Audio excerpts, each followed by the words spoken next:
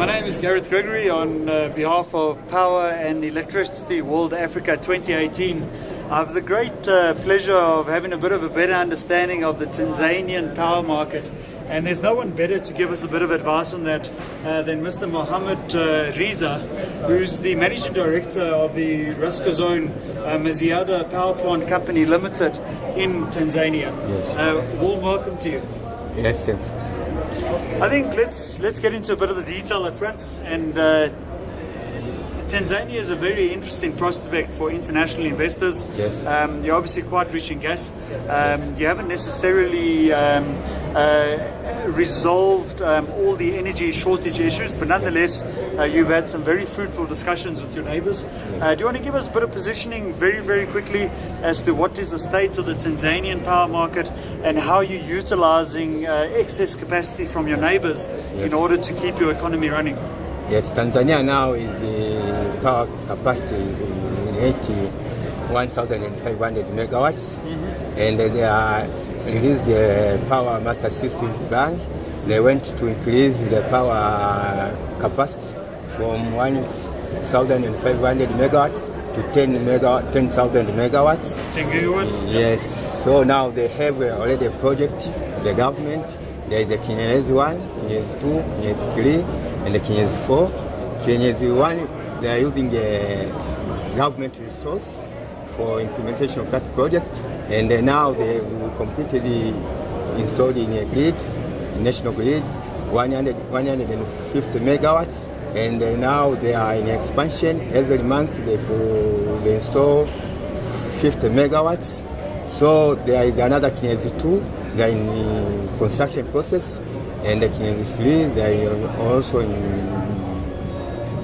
construction process.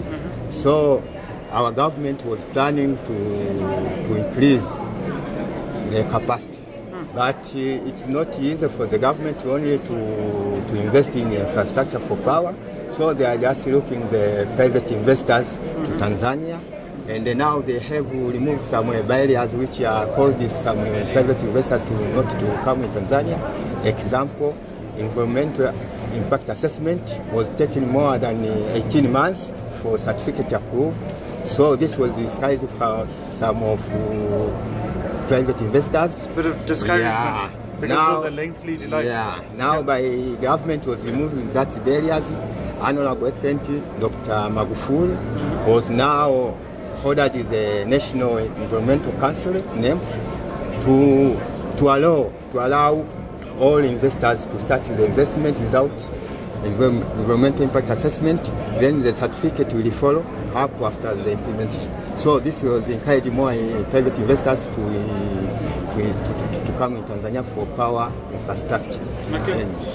Okay, great. Well, look, that's some very valuable information, and I think some of the challenges, as in many other African countries, as soon as you initiate IPPs, independent power producers, and you get them into the country and you delay the process, it definitely is a huge discouragement to these investors.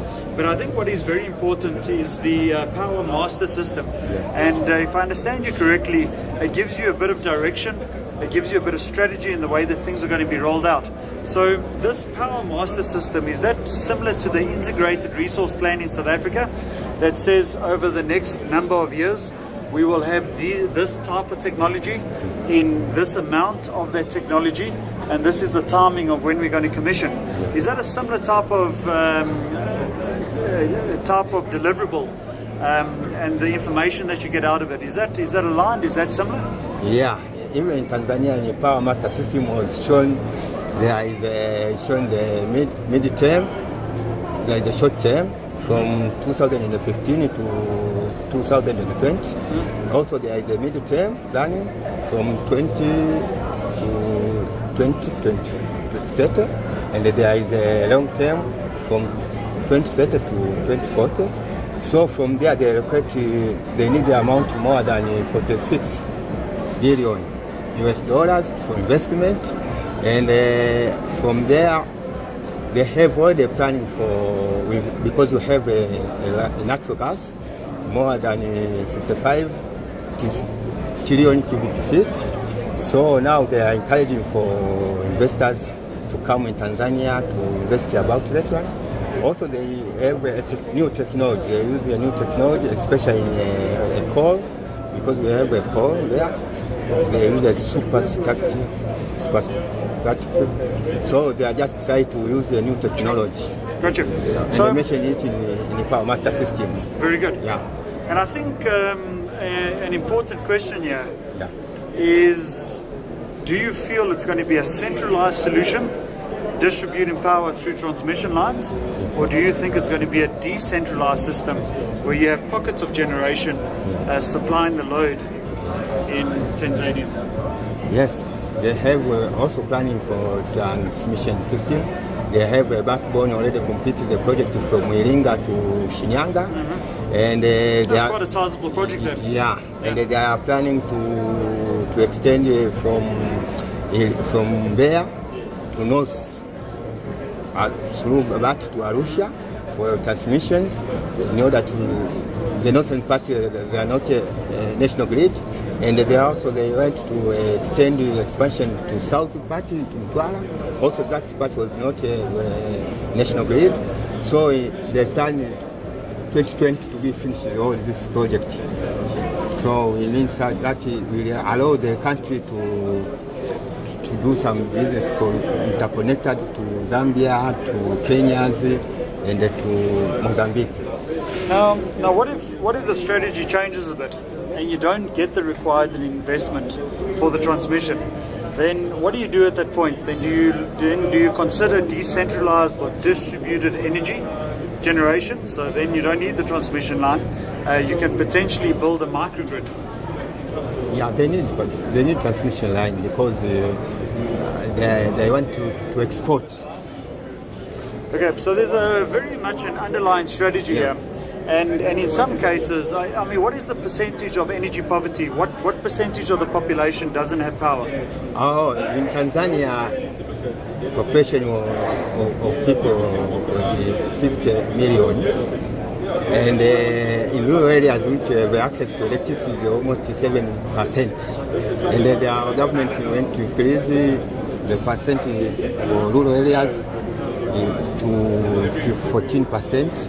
And with respect in national consumption was from 11 to 13%. So they want to increase that. And so did I hear you correctly that 90% of the population in Tanzania doesn't have power supply? yeah, that's the power supply, especially in rural areas. 90%. Yeah.